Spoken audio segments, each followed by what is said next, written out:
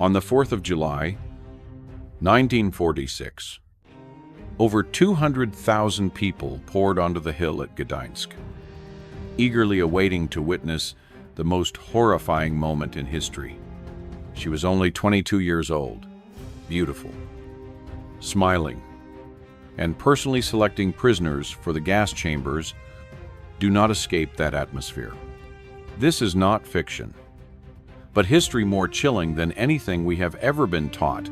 In this video, we will expose how the Nazi system trained women to turn femininity into a ruthless weapon and explore the psychology of those who smiled at the fate of human lives. From Ravensbruck to Stutthof, each round of selection and humiliation will be revealed under the light of justice. If you are ready to confront this terrifying truth and learn a historical lesson that must never be forgotten, please subscribe to the channel and click the notification bell now. Continue watching to uncover the haunting shadows of the Second World War on the summit of Biskupia Gorka. The flames of hatred and the thirst for vengeance ignited as a 22-year-old girl, bewitchingly beautiful, her smile ice-cold, stepped onto the gallows. The very woman who had once chosen human lives with her own hands. On the 4th of July, 1946, over 200,000 people gathered on the verdant hill outside the city of Gdańsk, Poland. Before them stood 11 gleaming gallows, lined up against the dense summer sky. On the backs of military trucks, 11 prisoners lay bound, awaiting the signal. Among them were 5 young women, not yet 25 years old. These individuals were neither accidental victims of war nor collateral damage. They were the perpetrators. When the trucks lunged forward and the platforms fell away, the ropes did not break necks cleanly. The drop was too short, and death came slowly, gradually, by asphyxiation. The crowd roared as though they were witnessing a horrifying spectacle. The story of the Holocaust is often told through male names: Adolf Hitler, Heinrich Himmler, Josef Mengele. But in the shadows, there were SS femmes fatales who beat, humiliated, and sent thousands to their deaths with a smile. Their names have gradually faded over time, their roles diminished in memoirs, yet they were present everywhere: at Ravensbruck, at Auschwitz, at Stutthof. This is their story. The terrifying truth is not that they were born monsters, but that those monsters were made, trained, selected, and came from the most ordinary of families. The explanation for why ordinary girls suddenly became brutal killers begins with ideology. The Nazi regime not only aimed to conquer territory, but also sought to reshape the German soul. Among that vision was the role of women. From childhood, girls were taught that their ultimate duty was to serve the Reich, protect racial purity, and remain absolutely loyal to Adolf Hitler. Every lecture and slogan was drilled into their minds, transforming them into soft warriors who ruthlessly served the goals of genocide.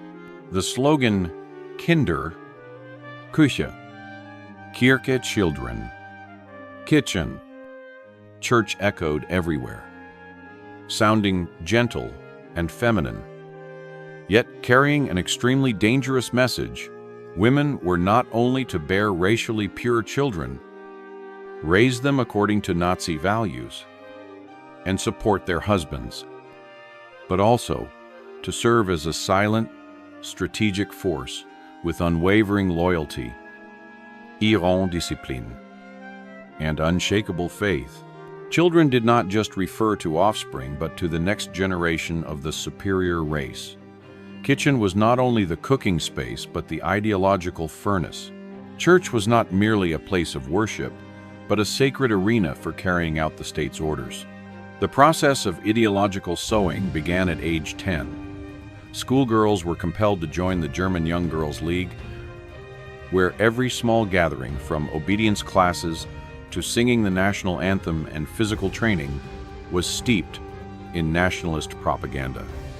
By age 14, they moved into the League of German Girls (BDM), the female branch of the Hitler Youth.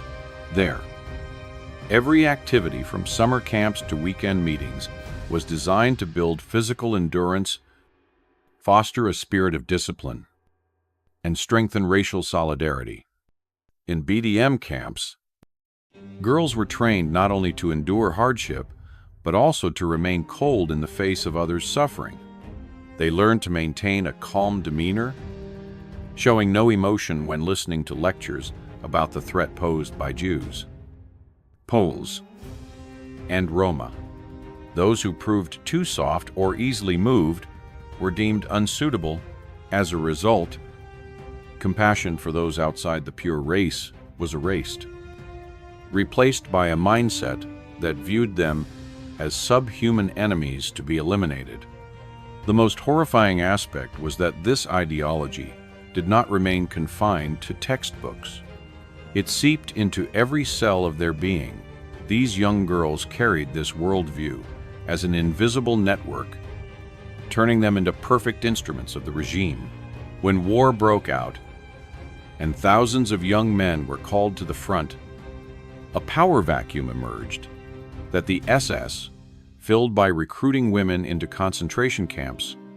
They saw it as an opportunity to prove themselves, earn promotions through the ranks, and wield the power of life and death. It was this ruthless process of ideological sowing that transformed once ordinary girls into cold-blooded agents. They had been the daughters of farmers, shopkeepers, or office workers. Now they became executors of horror. Nazi ideology taught them not only how to beat, but also how to warp their humanity, turning femininity into the most terrifying weapon. When every doctrine had been imbued since age 10, the line between good and evil, love and hate, lay entirely in the hands of a monstrously dark ideology. When war broke out, Germany did not only need mothers, it needed wardens for its concentration camps. With thousands of German youth sent to the front lines, the Stutthof saw an opportunity to recruit women to serve at the camps. Some volunteered in search of steady income and a sense of purpose.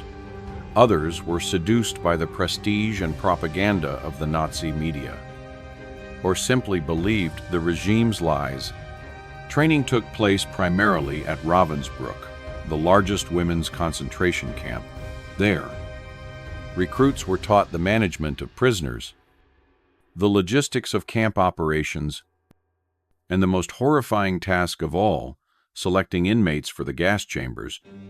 This was not a covert directive whispered behind closed doors. Violence was an explicit job requirement. Female guards were ordered to beat defiant prisoners, to report the weak, and to enforce discipline through both physical humiliation and psychological terror. Many did more than obey. They reveled in their newfound authority. In this system, they ceased to be daughters or sisters who once tended their families. They became the machinery of death. At dawn, these women would braid their hair tightly, and don their uniforms with proud precision before marching off to their brutal duties. By day's end, they wielded whips and bullwhips with the same ease that other women might hold a kitchen utensil, turning their femininity into a weapon more fearsome than any rifle. Under the harsh lights of the training grounds, the recruits learned to suppress empathy. If a conscript faltered, hesitated, or flinched at the cries of the condemned, she was deemed unfit and removed. Only the coldest, most efficient volunteers remained. They prided themselves on their ability to stare down suffering without blinking. treating the agony of others as background noise in their pursuit of a higher mission. Ravensbruck's curriculum was relentless. Drill instructors bellowed slogans praising racial purity, urging the guards to see prisoners as less than human. The recruits recited the regime's mantra in unison, their voices hardened by repetition. Our duty is to the Reich, our loyalty to the Führer. Each phrase hammered home the belief that mercy was betrayal, and brutality was service. By the time they arrived at camps like Stutthof or Auschwitz, these women had been transformed into efficient operators of terror. They organized roll calls at dawn, where they would stand silent and unmoved, while prisoners froze in the frigid air. They patrolled with trained dogs, lashing out at anyone who lagged. They made selections on the spot, pointing out those deemed unfit for work and ordering them to the gas chambers. Such was the perverse excellence the Nazi system demanded unwavering obedience. Ruthless execution of orders. And on unfeeling facade, the same hands that once baked bread or sewed garments now measured human worth with a glance and delivered death sentences without hesitation. This metamorphosis from ordinary woman to camp functionary underscores the terrifying power of ideology and structured cruelty, no longer confined to the private sphere of home and hearth. These female guards wielded state-sanctioned power over life and death. Their transformation was not incidental. It was the deliberate product of a regime that turned ordinary citizens into agents of genocide.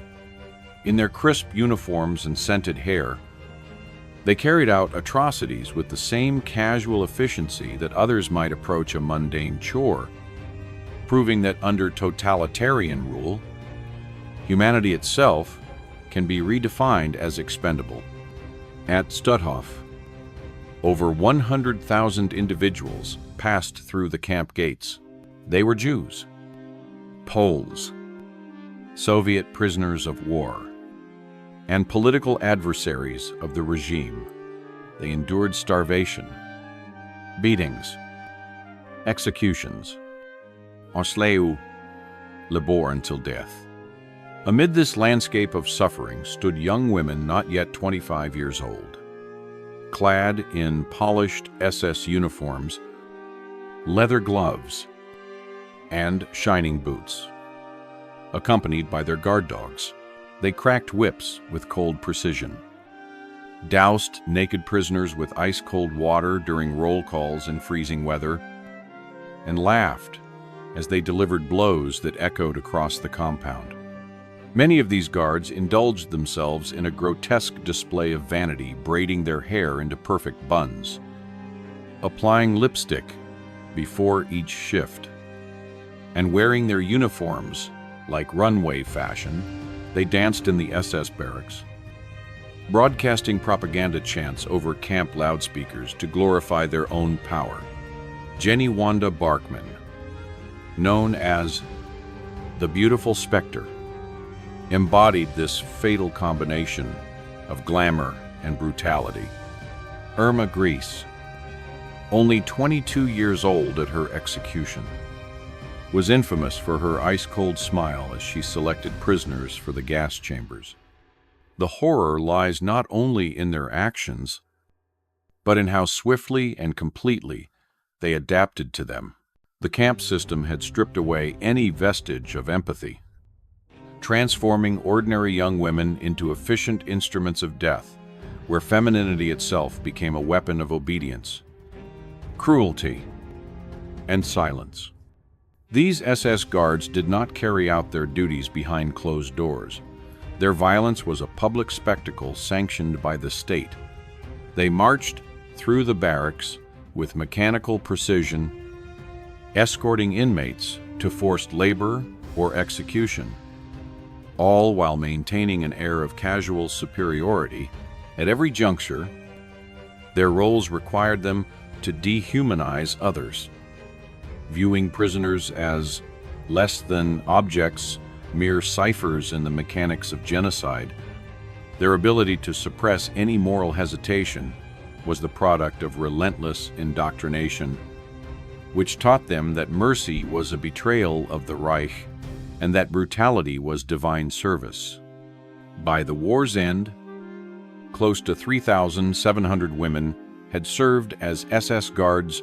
A handful were captured and brought before post-war tribunals, where their crimes were laid bare under the harsh light of justice.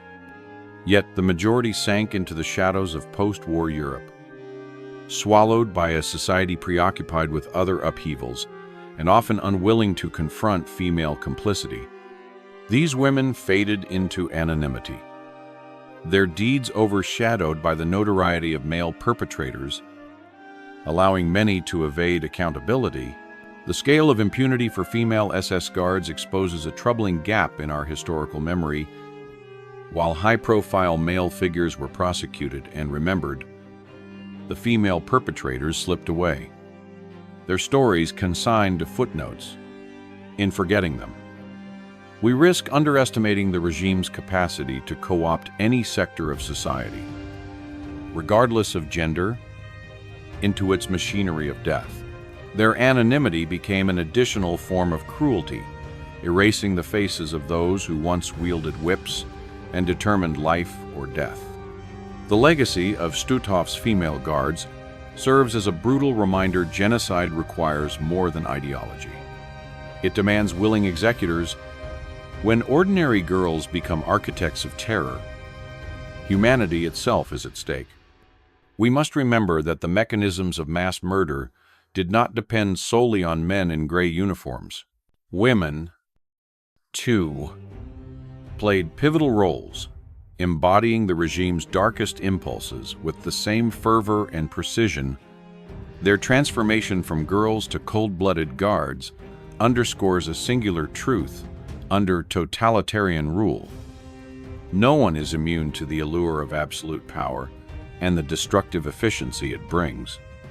On the 4th of July, 1946, the Luneburg trials opened a harrowing chapter in legal history.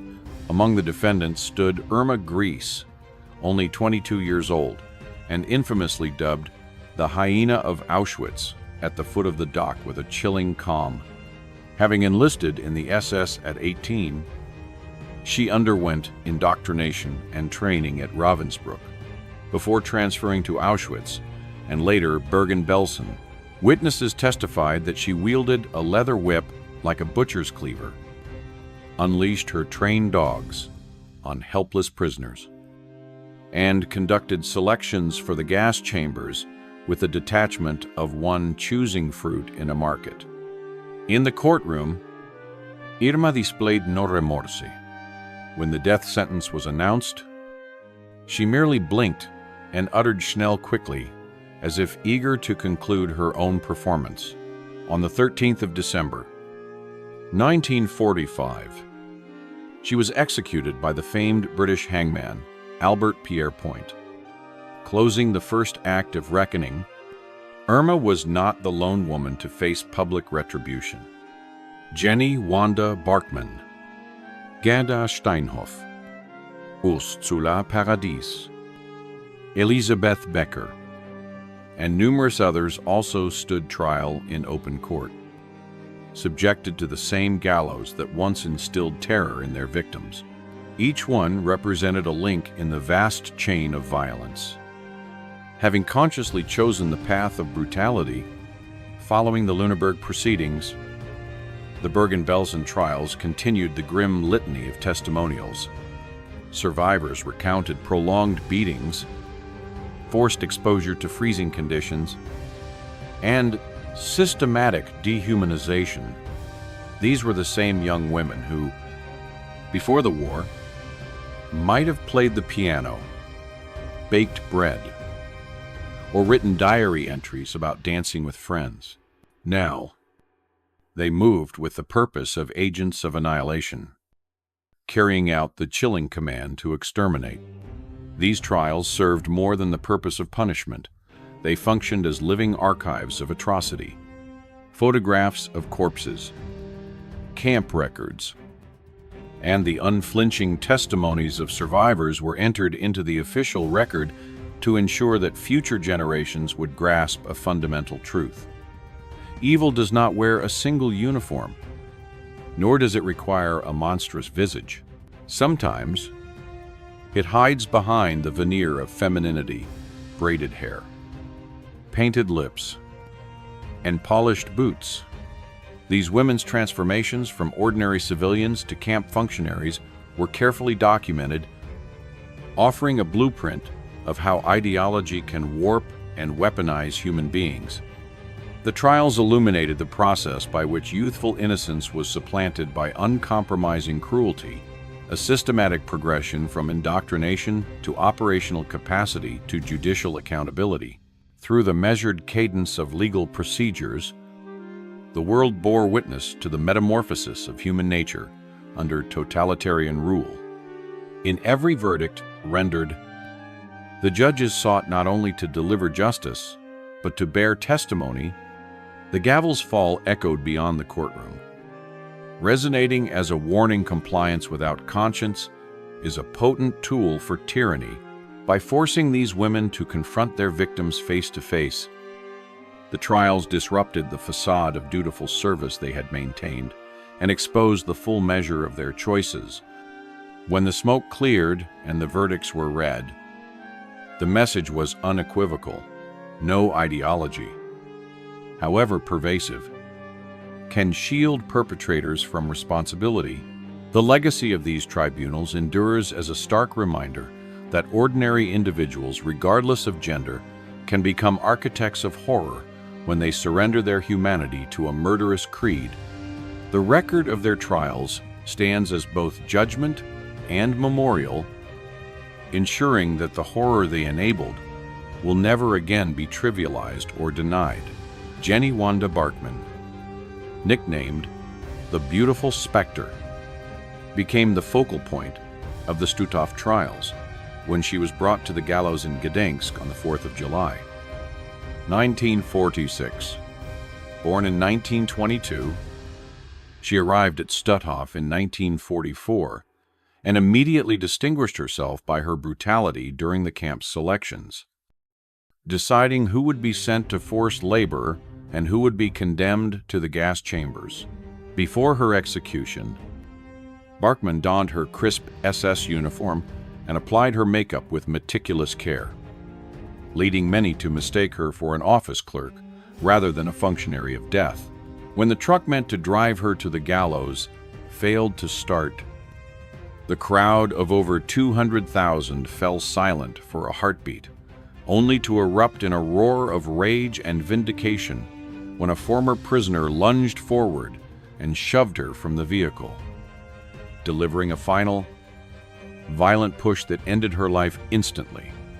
Barkman's corpse was subsequently transported to the Medical Academy in Gdańsk to serve the purposes of anatomical study. Alongside the bodies of other female guards, the dissection of those who had forced innocent people into suffocating gas chambers became a grisly emblem of justice once more. Victims reclaimed dominion over the bodies of their oppressors. Witnesses would later recall the horror of seeing the same hands that had delivered death now laid bare on the dissection table, this time powerless under the scalpel. The memory of that scene etched itself into the collective consciousness of onlookers, embodying both the grim satisfaction of retributive justice and the unsettling reminder of how absolute power can pervert every moral boundary. During her trial, Barkman had shown no remorse. She maintained an air of proud defiance, as if the charges against her were a mere inconvenience. Her composed demeanor only intensified the spectators' outrage. The sight of her makeup and carefully styled hair in the face of such unspeakable crimes underscored the extremity of her transformation from innocent civilian to executioner. At her trial's conclusion, the verdict of death was delivered in a courtroom that echoed with the testimonies of survivors, men and women who had endured her cruelty. Yet, in that moment of legal reckoning, it was the testimony of her own composure, the chilling calm that never left her expression, that most vividly illustrated the inhumanity she had embraced. The use of the Medical Academy's facilities for her autopsy was a final assertion of human authority over monstrous deeds. Barkman's body, once a conduit of state-sanctioned violence, became an object of scientific inquiry. Her murderer's tools, the whip, the gun, the gas mask, were left behind in the shadow of the microscope. In that inversion, the very essence of her SS identity was dissected along with her flesh, revealing the warped ideology that had animated her actions. This grotesque conclusion to Barkman's life highlights the brutal logic of justice in the aftermath of genocide. The state that once enabled her to select lives and deaths now compelled her to become a subject of anatomical scrutiny in the chilling transformation of her corpse from executioner to exhibit. Justice was not only served, it was displayed in its most visceral form. The world was forced to confront the full arc of Barkman's journey from beautified SS officer to condemned criminal, and to recognize that even the most elegant facade cannot shield one from the consequences of unthinkable cruelty. Not content with only Barkman's fate, Gerda Steinhoff and Ursula Paradis also faced the noose. Gerda Steinhoff, once a janitor and tram ticket seller before her promotion to block leader at Stutthof, was portrayed at her trial as zealous in her duties. Witnesses described how she publicly beat prisoners, participated eagerly in selections, and showed no remorse when brought before the bench. In fact, Steinhoff sneered as survivors recounted her savage whipping sessions before the judges pronounced the death sentence. Alongside Barkman on that infamous summer day of 1946, Ursula Paradis earned notoriety for her innovative torture methods. She would pour buckets of ice-cold water over naked inmates during frigid winter roll calls, then laugh uproariously as they collapsed from hypothermia. Her superiors lauded her so-called dedication, awarding her medals and promoting her to block leader, only to see her hanged at the same gallows in Gdańsk the following year. Her execution underscored a grim truth: cruelty rewarded by the regime is ultimately punished by justice. Then there was Elizabeth Becker. Among the youngest of the female guards, only 22 years old when arrested. Becker's crime was the administrative facilitation of death-stamping identification slips that confirmed prisoner deaths and knowingly consigning starved masses to perishing aboard evacuation trains. Appeals for clemency, citing her youth and supposed naivete, fell on deaf ears. The court decreed that age offered no shield against accountability, and Becker was executed alongside her peers, her final breath echoing a stark message: responsibility spares none. Whether wielding a whip or wielding a pen, these trials repeated a resounding decree: no role is too minor, no uniform too dainty, to exempt its wearer from the judgment of justice, whether a block leader or a clerical assistant. Each woman stood at the same gallows, their silhouettes framed by that glaring summer sky testaments to the regime's rejection of humanity in every form. Their executions did not serve only as punishment. They were a naked proclamation that ideology cannot absolve cruelty, that the veneer of femininity cannot cloak the capacity for monstrous deeds. For every act of barbarity they carried out, every body beaten, every selection callous as choosing fruit, their names were etched into the annals of history. Indelible reminders of the potency of obedience untempered by conscience.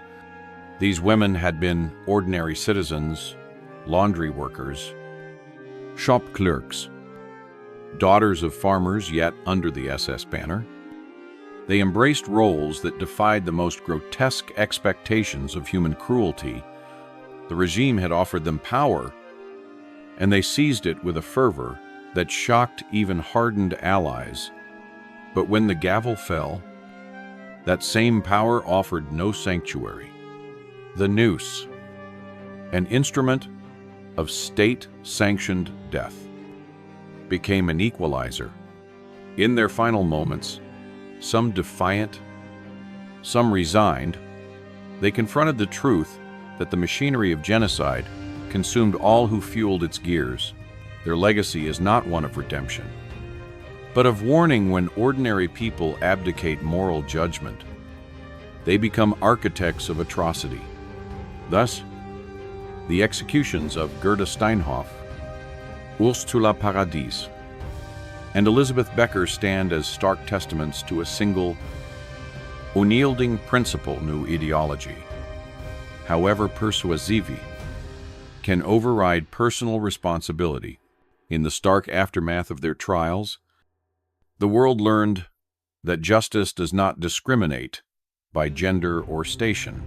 It measures only the depth of one's complicity in evil. The Bergen-Belsen trial, which commenced in September 1945 at Luneburg, marked a pivotal turning point in bringing more than 45 former SS personnel and camp guards to account. Among them stood 16 women, most notably Irma Gries, Elisabeth Fulkenrath, and Johanna Bormann, awaiting justice for their roles in unspeakable crimes.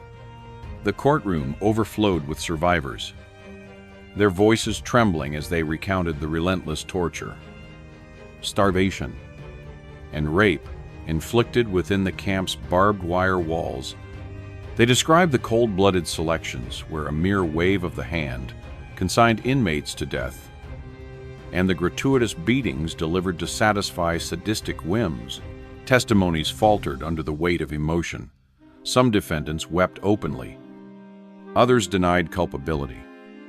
Yet a significant number maintained a pallid composure, insisting they had only followed superior orders. Displayed before the public were irrefutable pieces of evidence: photographs of emaciated corpses, camp diaries scribbled in despair, schematic diagrams of gas chambers, and chilling images of whip scars etched into the flesh of survivors. These visuals, projected onto the walls of the tribunal, left no room for doubt. International press outlets erupted with reports praising the trial's rigor, while warning future generations the Holocaust was not merely a historical footnote, but a meticulously organized campaign of genocide executed by ordinary people, neighbors, colleagues, even schoolmates. The volume of documentation was staggering. Bound volumes of inmate registration cards, meticulously archived by camp clerks, laid bare the industrial scale of the extermination effort. Medical reports detailed the physiological effects of starvation and exposure, while engineering blueprints showcased the systematic design of killing apparatus. Each document reinforced the prosecution's argument that the Nazi machinery was neither chaotic nor improvised. It functioned with bureaucratic precision and intentional cruelty. Defendants like Irma Gries, once notorious for wielding her whip with gleeful abandon, now faced a barrage of survivor testimonies. One witness described her selecting a weakened prisoner for the gas chamber with a smile, as though choosing fruit in a market. Another recalled Elizabeth Fulkenrath's cold gaze as she supervised forced labor details, her posture betraying neither remorse nor hesitation. Johanna Bormann, lauded by her superiors for maintaining order, was exposed as a willing participant in the terror, her promotion contingent upon the degree of brutality she meted out. Throughout the trial, the defense's claim of obedience to orders crumbled under relentless cross-examination. Judges asked pointed questions. At what point did following orders become a choice? When did duty to the regime supplant duty to humanity? The defendant's equivocations rang hollow, against the backdrop of overwhelming evidence. The trial's rigorous proceedings underscored a fundamental principle: moral agency does not dissolve in the face of authority. By the time the verdicts were announced, the world had witnessed a thorough reckoning. Sentences ranged from lengthy imprisonment to the death penalty, with the most egregious offenders receiving the ultimate punishment. Yet perhaps the trial's greatest achievement was its role as a living memorial. It ensured that the full scope of the Holocaust, its calculated inhumanity, its dependence on widespread complicity, and its targeting of the powerless would be etched into collective memory. The Bergen-Belsen trial stands as a stern admonition. Genocide is not the work of faceless monsters, but of people who, through indoctrination, ambition, or indifference, choose to betray the essence of humanity. Its legacy compels us to recognize that vigilance and moral courage are the only safeguards against the machinery of mass murder.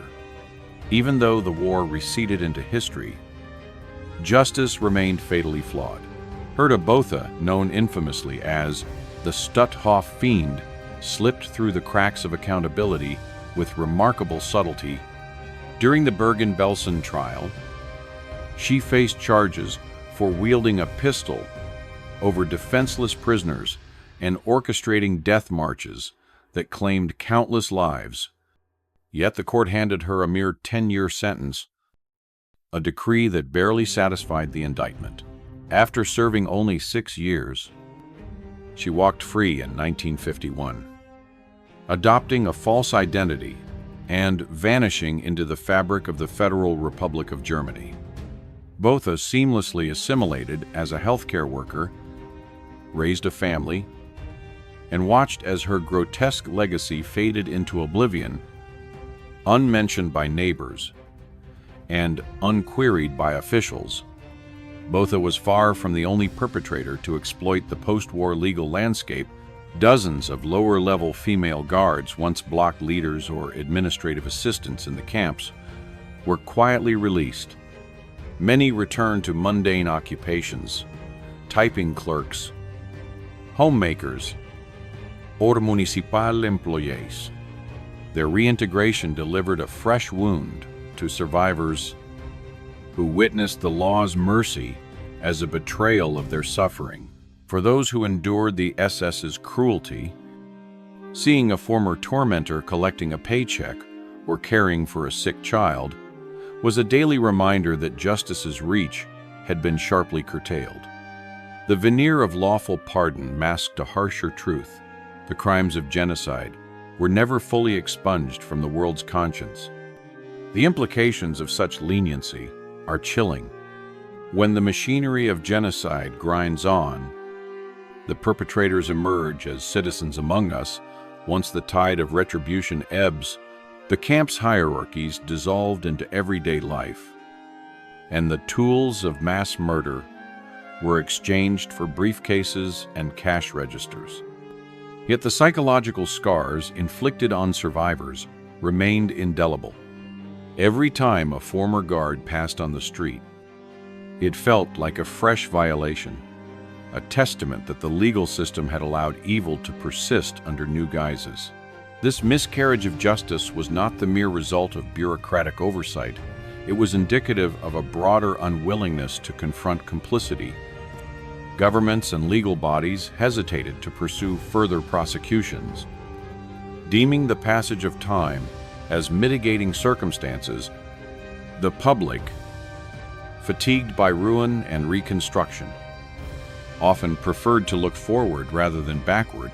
In this collective amnesia, the survivors' pleas for accountability were drowned out by the demands of rebuilding shattered nations. Yet the true victims bore these compromises alone.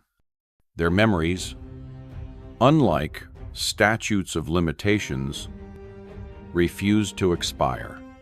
Every act of lenience served as a cruel punctuation mark in their personal narratives of survival. For them, the sudden normalcy of their former oppressors was a stark reminder that human cruelty can re-emerge whenever society chooses forgiveness over vigilance.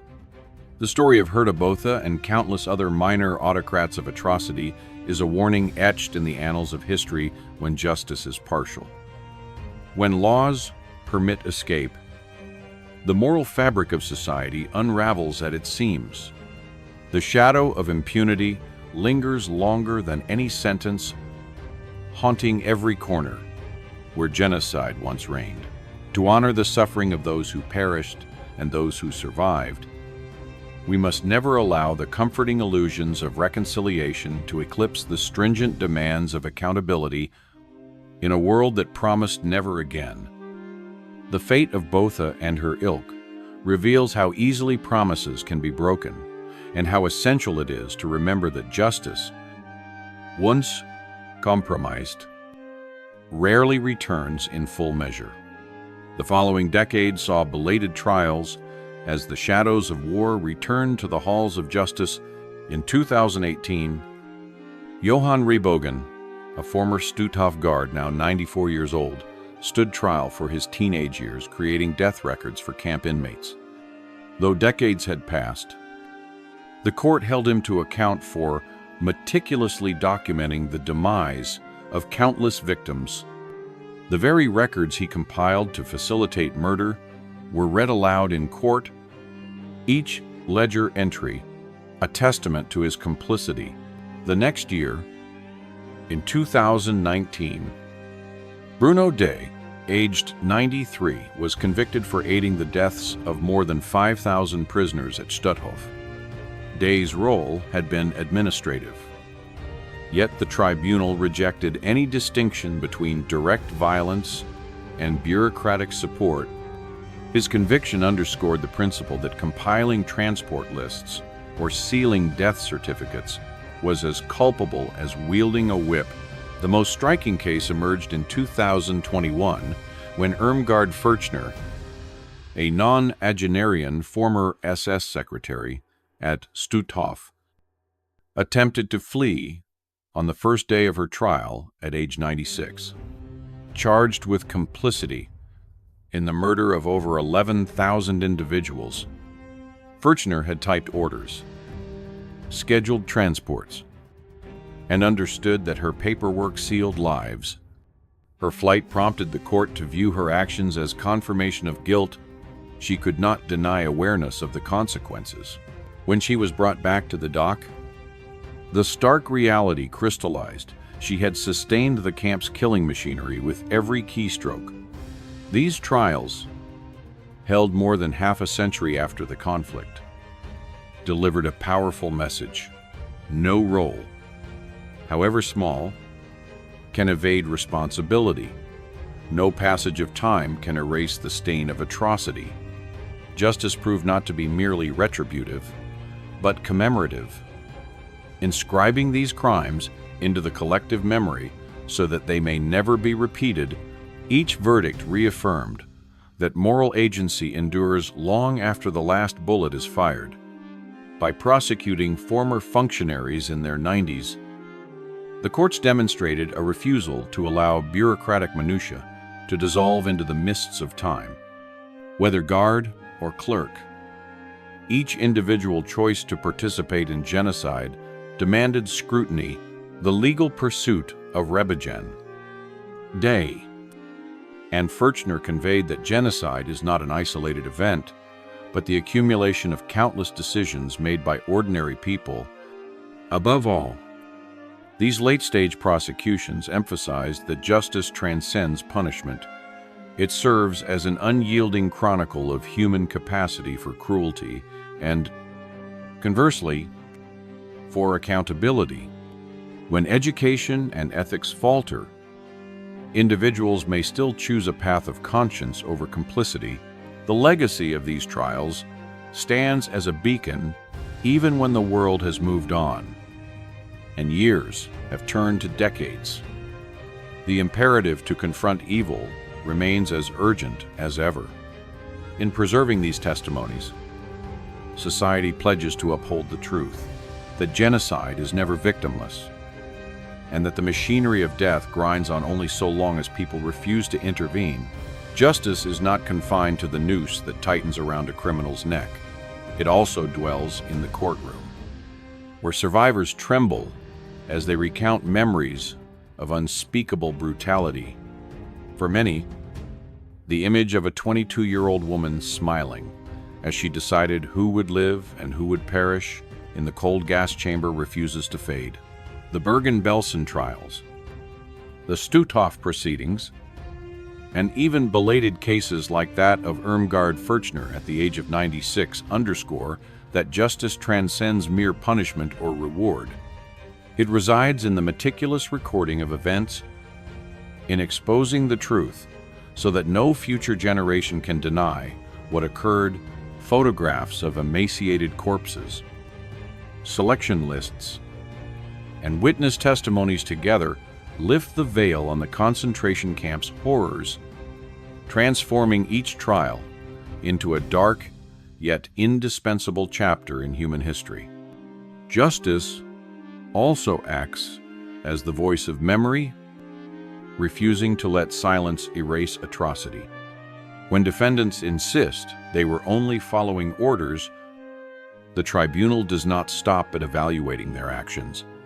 It interrogates their moral choices, public disclosure and archiving of images, trial documents, and testimonies serve not to titillate with gore, but to remind us that no individual can hide behind the callous machinery of the state when personal accountability is demanded. True justice is fairness to the past and a warning to the present, no matter how many excuses are offered. The truth remains greater than any tactical defense. In each courtroom where survivors testify, hands shaking, voices cracking their words become a bulwark against collective forgetting. The stark contrast between the measured calm of the dock and the raw anguish of those who endured the camps lays bare a monumental betrayal when ordinary human beings cast off empathy in service of ideology. They choose complicity in genocide. Those testimonies, recited under oath, ensure that the names and faces behind every atrocity are neither obscured by time nor sanitized by history. Moreover, the act of legal scrutiny itself reinforces the principle that historical record is sacrosanct. Detailed transcripts, translated into multiple languages, are preserved in national archives. Photographs are cataloged in museums. Camp blueprints become exhibits in memorial centers. These records do more than detail logistics. They document human decisions to dehumanize, torment, and kill. By foregrounding these materials, justice asserts that an atrocity can only recur if the record is lost or willfully ignored. When Irmgard Furchner attempted to flee the dock at 96, it was more than a literal escape.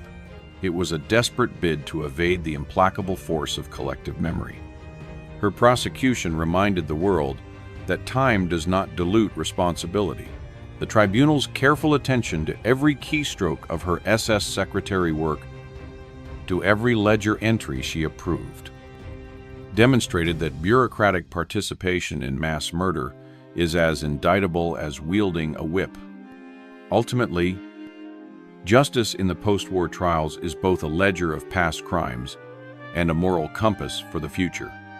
It teaches that obedience without conscience is no excuse, and that archival rigor is as crucial as the verdict itself. When the gavel falls, it signals more than the end of a trial.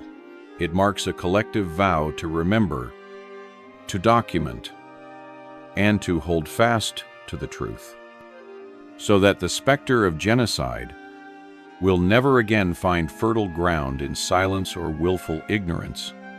Remembering these atrocities extends far beyond erecting monuments or inscribing names on plaques. It demands that the story remain vivid across generations. The cells of former prisons, the halls of museums, the pages of history books, and the bytes of digital archives all play a part in conveying the tragic arcs of Stutthof, Bergen-Belsen, and Auschwitz. When a school child pores over inmate records, or a teenager watches trial footage on a video platform, they do more than absorb data. They engage with unseen witnesses who once stood beneath the crack of the whip, who heard the clatter of hobnailed boots on cold concrete, rigorous examination of documents, comparison of survivor testimonies, and public dissemination of atrocity photographs represent the subsequent generation's tribute to those who perished and its duty to safeguard the future. These materials must never be presented as mere curiosities. Videos should be accompanied by contextual analysis, explaining the political machinery that engineered mass murder and the societal consequences that still echo today.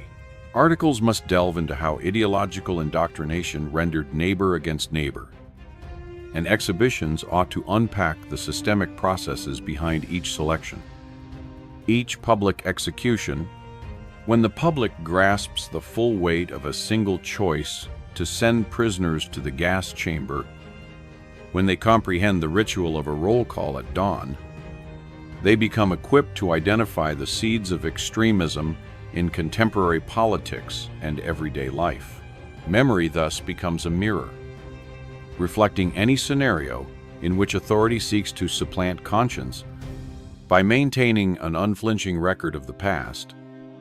Society arms itself against the amnesia that allows tyranny to flourish. Communities that forget the horrors of systematic violence risk repeating them, only by preserving the visceral reality of history through forensic reports, oral histories, and archival footage can vigilance endure. Moreover, this process of active remembrance carries an ethical imperative. It insists that each generation bear witness on behalf of those who no longer can. The student who reads a surviving camp diary is doing more than studying literature. They are giving voice to someone whose screams once echoed unheard. The internet user who investigates court transcripts is not merely browsing data, but participating in a collective act of moral reckoning to ensure this transfer of memory. Educational curricula must integrate multimedia resources and survivor interviews, not as footnotes, but as core components. Museums must innovate beyond static displays, offering interactive experiences that challenge visitors to make choices under duress and confront their own moral thresholds. Digital platforms must curate verified primary sources, enabling global access to documents that were once locked behind iron gates and censorship. Ultimately, the act of remembering transforms passive observation into active resistance. It reminds us that genocide is not an abstract phenomenon, but a sequence of human decisions, decisions that can and must be scrutinized. As long as the memory of Stutthof's roll calls, Bergen-Belsen's testimonies, and Auschwitz's blueprints endures, society retains the capacity to recognize and repel the mechanisms of mass violence. Only by refusing to let the past fade into comfortable myth can we maintain the clarity and courage necessary to prevent future atrocities. In the words of a survivor, to forget is to dehumanize again. Let that truth guide our commitment to remembrance. Crimes do not reside solely in the images of SS female guards. They echo in the hollow excuse of, "I was merely following orders," and in the spirit of unconditional obedience. When an ordinary, kind-hearted individual transforms into a perpetrator of genocide, it reveals how an ideological apparatus and state machinery can manipulate a person's character. The case of Herta Botha, sentenced to only 10 years imprisonment and released after 6, demonstrates how perilously thin the boundary between punishment and pardon can become. The international community must not allow legal loopholes or the passage of time to dilute personal responsibility. Pursuing former perpetrators decades after the conflict sends a powerful message: no age is sufficient to erase the debt of mass murder. Delayed justice carries an equally significant lesson for education. Through the trials of Johann Rehbogen, Bruno Day, and Irmgard Furchner, younger generations witness that accountability does not expire with years. Each courtroom transcript, each photograph of camp records, serves as a lecture on the limits of blind obedience and the critical importance of moral intuition. In every twisted ledger entry, in every meticulous selection list, students see how bureaucratic language can mask the extinguishing of human souls. When these documents are presented in classrooms, libraries, and online archives, they confront students with a stark truth in any regime of terror. If individuals close their eyes and follow orders without question, they become complicit in genocide. The persistence of prosecutions across decades underscores that justice is not a momentary gesture, but an ongoing moral imperative. It rebukes the claim that older defendants are too frail or too distant from their crimes to be held to account. Instead, each late-stage trial reaffirms a fundamental principle: moral agency transcends chronological age. By bringing Johann Rehbogen, 94 years old, for documenting deaths, Bruno Day, 93, for organizing transport, and Irmgard Furchner, 96, for typing orders that doomed over 11,000 souls, tribunals show that every act, however bureaucratic, bears consequences. These proceedings reinforce that legality cannot be the only measure of guilt. Ethics must guide the scale of justice. Moreover, these delayed trials become pedagogical instruments, demonstrating that evil flourishes when individuals abdicate their capacity to discern right from wrong. When students read about Hertobotha's early release, they confront the unsettling reality that legal systems can fail survivors. When they explore Furchner's attempt to flee at 96, they learn that guilt instinctively seeks flight from responsibility. Each courtroom drama becomes a vivid classroom, urging learners to cultivate moral courage and resist dehumanizing orders. Educational initiatives must integrate these lessons into curricula, not as footnotes in history books, but as central case studies of human nature under duress. Teachers can assign courtroom transcripts as primary sources, prompting debates on moral responsibility. Museums can feature interactive exhibits where visitors decide whether to obey or defy orders, illuminating how small choices ripple into catastrophic outcomes. Digital platforms can host survivor testimonies alongside legal documents, allowing global audiences to engage directly with the material reality of genocide. In this way, the prosecution of even the most aged perpetrators becomes more than retribution. It becomes a bulwark against historical amnesia.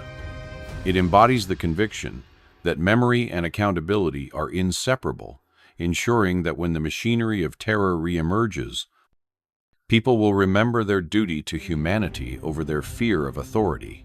Thus, delayed justice fulfills its dual role, reaffirming that no crime is too old to prosecute and that no audience is too young to learn the indispensable lesson that conscience must always override compliance. The notion that evil does not always come with fangs and shouts is powerfully illustrated by the image of SS female guards. They painted their lips, braided their hair, taunted prisoners with perfume and smiles. When Irma Gries earned the moniker, the hyena of Auschwitz, witnesses recoiled at the shock of her gentle appearance, masking a brutal soul. This chilling contrast serves as a warning cruelty can lurk beneath the soft veneer of femininity. When people mistake outward grace for moral integrity, they become susceptible to a paralyzing indifference toward suffering. The greatest lesson, therefore, is not about methods of torture, but about confronting the capacity for evil within each of us. From this perspective, historical records cease to be mere chronicles of events and instead become examinations of conscience. Photographs of brazenly smiling guards, uniforms pressed with care moments before a selection, and diary entries celebrating petty cruelties challenge us when we honor courage. We must also scrutinize the courage to deny inhuman orders. Society cannot afford to turn away from warnings about the corrupting influence of power and the seductive ease of obedience. To remember Stutthof or Ravensbruck is to ask ourselves, if I had been there, would I have dared to say no?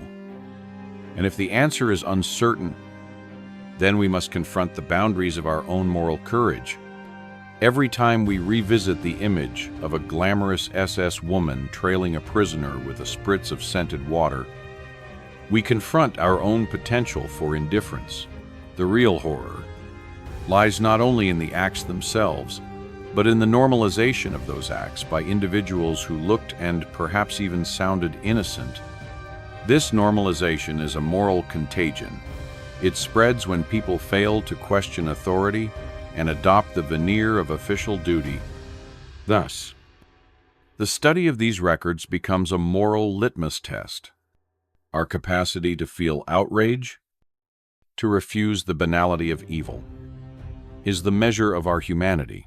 Educational institutions, museums, and media platforms must use these materials not just to inform, but to provoke ethical reflection. A student viewing archival footage of a guard's perfumed stroll past shivering prisoners should not only learn names and dates, but also be compelled to reflect on empathy's fragility. A reader of trial transcripts must confront the banality of bureaucratic evil. A signature on a deportation list is as lethal as a gunshot. This approach ensures that history's record serves as an enduring mirror, revealing how comfortable evil can become when accountability is abdicated. Ultimately, the call to remember is a call to vigilance. Each time we recount the trials of Irma Gries, Jenny Wanda Barkman, or the late prosecutions of 90-somethings, we reinforce the principle that no one is beyond moral scrutiny. We expose the truth that evil can wear lipstick, braid its hair, and whisper orders in a calm tone. By forcing ourselves to engage with this reality, we keep our moral muscles strong, ready to resist dehumanization in whatever form it appears. Let this teaching resonate. The absence of fangs does not signify the absence of danger. True courage lies in recognizing that the capacity for cruelty lives in us all, and choosing, nonetheless, to uphold compassion over compliance.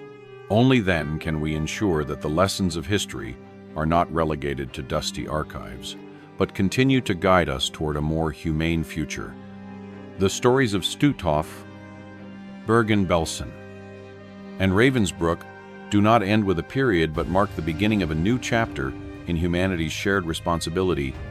When a reader's hand touches the pages of a prisoner's record, they encounter more than a personal fate. They confront the collective trauma endured by an entire group. Justice and remembrance form a bridge between generations. Those who experience the horrors recount their tragedies, and those who follow pledge to prevent their repetition. Measures to preserve memory museums, tribunals, curricula are not designed to stoke perpetual anger, but to cultivate empathy and the resolve to resist all forms of extremism. A museum exhibit on Stutthof, for instance, lays out not only gas chamber blueprints, but also personal artifacts, a child's toy. A worn shawl that evoke the innocence stolen by ideology. A courtroom transcript from the Bergen-Belsen trials does more than document indictments. It immortalizes survivor voices. Demanding that posterity listens and learns, educational syllabi that incorporate survivor testimonies and primary sources ensure that students grapple with moral dilemmas.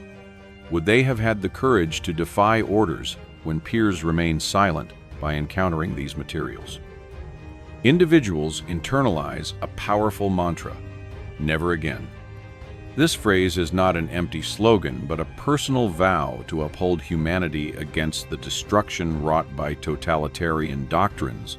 Each time a student watches footage of Ravensbruck's roll calls in a classroom, they are reminded that atrocities arise not from supernatural monsters, but from ordinary people who surrender their conscience. These encounters spark critical reflection. Where would one's own lines be drawn? What defenses could justify inaction in the face of gross injustice? Maintaining this collective memory demands constant effort. Memorial sites must resist commercialization and tourist banalities, preserving an atmosphere of solemn respect. Legal archives require digitization and translation to reach global audiences. Curricula need periodic review to integrate new findings and to challenge students with fresh ethical case studies. When each generation takes up this mantle, it reinforces the chain of accountability, linking past suffering to present vigilance.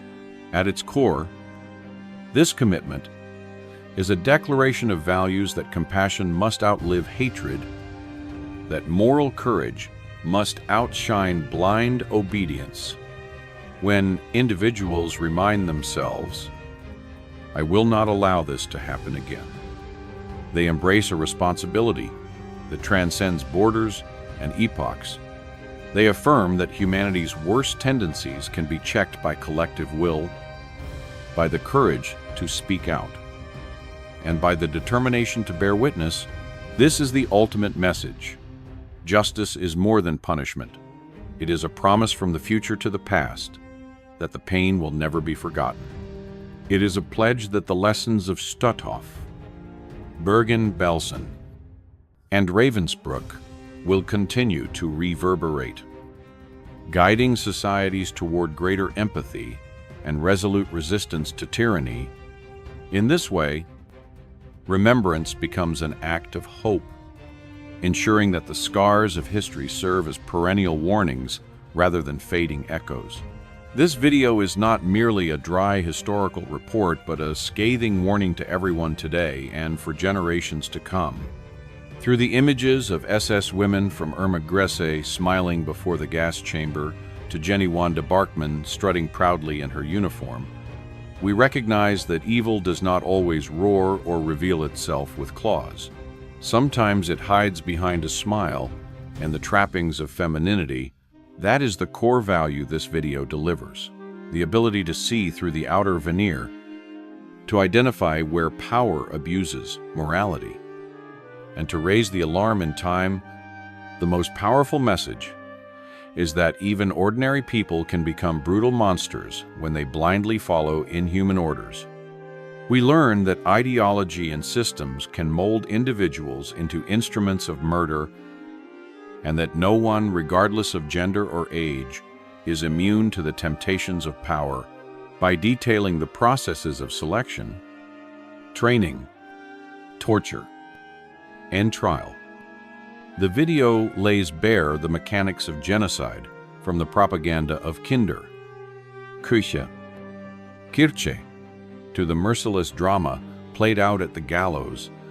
From the stories of these SS women, we extract two crucial lessons. First, always question collective commands. Do not allow your compassion to be paralyzed by slogans or authority.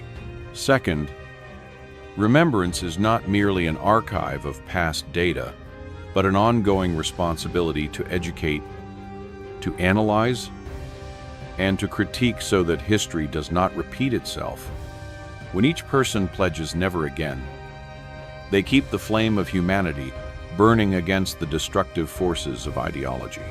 It is our hope that after watching this video, you will not only gain an understanding of this dark chapter of history, but also arm yourself with vital tools, vigilance, the courage to reject inhuman orders, and the motivation to sustain collective memory. Only in this way can we build a future that honors conscience and prevents the shadows of atrocity from ever returning.